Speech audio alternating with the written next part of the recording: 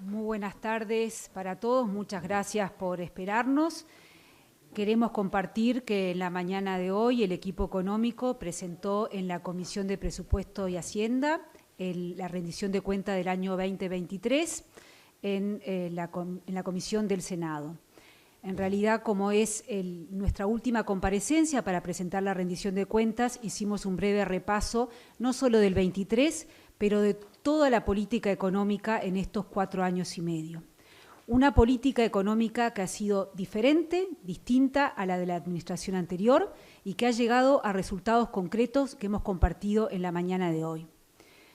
Hemos atravesado en estos 4 años y medio distintas crisis, como la pandemia en primer lugar, como fue la sequía, la invasión de Rusia a Ucrania, los efectos que esto tuvo en su momento, si recuerdan, en el 2022 a nivel de precios, la sequía peor de nuestra historia en los últimos 100 años, luego la situación de precios relativos con Argentina, toda una cantidad de situaciones adversas que implicaron para el país un costo de aproximadamente 4.000 millones de dólares, casi 5 puntos del producto. Y a pesar de eso se mantuvo siempre el foco en ir atravesando estas situaciones, es decir, de luces cortas, pero también luces largas, y se llevaron adelante reformas estructurales importantes. Compartíamos hoy lo que sucedió, la situación en el mercado laboral. Para nosotros, como hacedores de política económica, el resultado en términos de empleo es fundamental, porque eso está relacionado directamente con la calidad de vida de los uruguayos. Y lo que observamos es que en el 23, en relación con el 2019, se crearon 76.100 puestos de trabajo. Quiere decir que se crearon más puestos de lo que se destruyeron en la administración anterior, y también se llenaron los puestos que se eliminaron producto de la pandemia en el 2020. Solo en el año pasado se crearon 37.000 puestos de trabajo, la mayoría de los cuales fue en el interior del país. La informalidad disminuyó en el 23 en relación al 2019. Y a todo este proceso virtuoso, positivo en materia de empleo, se suma lo que ha ocurrido en materia de salario real, porque ya desde el año pasado, desde fines del 23, observábamos un aumento del salario real en relación a lo que era el valor anteriormente a la pandemia, en el 2019. Y este proceso de aumento en el salario real continúa en el 2024 y va a continuar en el 2025, porque así está fijado en las pautas salariales que se han acordado entre gobierno, trabajadores y empresas. Creo que estos son de los impactos, de los efectos más importantes de la política económica. También, como dije en la mañana de hoy, se han llevado adelante reformas estructurales importantes que apuntan a tener un mayor crecimiento económico y que lleguen esos efectos a toda la población. Le pediría al presidente del Banco Central que nos comente lo que ha ocurrido en materia de política monetaria, porque en este momento tenemos la inflación más baja desde el 2005.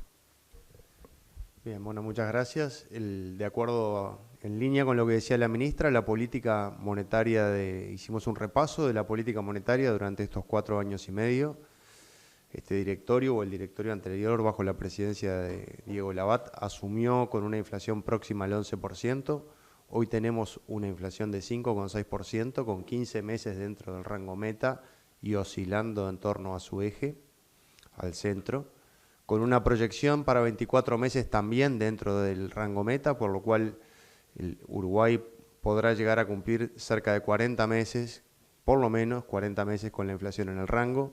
Esto es un cambio fundamental y que tiene unas implicancias enormes sobre las expectativas de mercado de inflación a futuro. Hicimos un repaso de los cambios institucionales que implementamos, de los cambios de política, una política monetaria que siempre acompañó las distintas fases por las cuales fue transcurriendo el Uruguay en estos años, ayudando a que la pandemia no tuviera el impacto que en otros países tuvo sobre nuestra población, y hoy ayudando también a nuestra población a través de la defensa de sus ingresos, del poder de compra de sus ingresos. Es como de las dos caras de la moneda, por un lado la generación de empleo, que mucho nos satisface desde el Banco Central, y nuestro trabajo con una inflación baja es hacer que esos empleos le rindan a la población cada vez más. Muchas gracias. Sí, en lo que respecta a las empresas públicas, por parte del equipo económico y UPP del inicio, se trató de mejorar la gestión sin perder la calidad de las empresas y tratando de mejorar su eficiencia. Sobre la base de que lo que sus usuarios les sirve es, además de mantener ese buen servicio, tuviera una repercusión en las tarifas. Y hoy podemos decir que para el cierre del periodo 2024 va a haber en la UTE, va a tener una rebaja real en la tarifa de un 10%, va a tener Antel una rebaja en la tarifa de un menos 14%, la OCE va a tener una rebaja en la tarifa por todo el periodo de un menos 1.7%, y dejo de lado otro gran cambio que se ha hecho a partir de los artículos 235 y 237 de la Ley de Urgente Consideración, que tenía que ver con la forma de poner el precio de los combustibles. Ahí podemos decir que se empezó a comparar el precio del combustible que se decreta por parte del Poder Ejecutivo con una referencia que es el precio paridad de importación, o sea, lo que me sale importar un litro de combustible al país. En ese esquema podemos decir que se ha achicado la brecha y si tomamos el periodo 2015-2019 y hacemos esa comparación, el precio que se disponía por decreto del Poder Ejecutivo estaba por encima de lo que sería el precio de paridad de importación y nos da en ese periodo un total de 924 millones de dólares. Si hacemos el mismo ejercicio para el periodo actual entre el 2020 y el 2024, tenemos que esa brecha es menos 134 millones de dólares. Si sumamos ambos, estamos en este periodo una diferencia de 1.058 millones de dólares. Esos 1.058 millones de dólares quedaron en el mercado y favorecen y mucho a la eficiencia de ANCAP por un lado y por otro lado la transparencia en lo que es el precio del combustible y por último, y muy importante también, ayuda a la competitividad del sector productivo. Muchas gracias. Estamos abiertos a preguntas que tengan, no sé si hay algún moderador o si se pueden ir pasando el micrófono, por favor, si se presentan. Gracias. Sí, Fabricio Costa de Radio Centenario.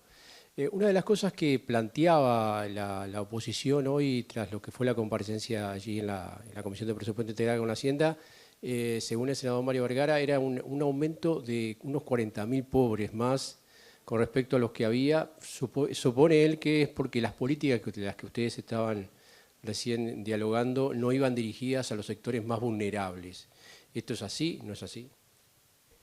Aquí distinguiría dos tipos de políticas. O sea, primero, eso no es así. Aquí distinguiría dos tipos de políticas. Primero, lo más importante, que son las políticas que nos han llevado a un aumento de empleo. Como decía anteriormente, aquí hay un aumento de los puestos de trabajo, hay una disminución de la informalidad y hay empleo que se crea básicamente en el interior.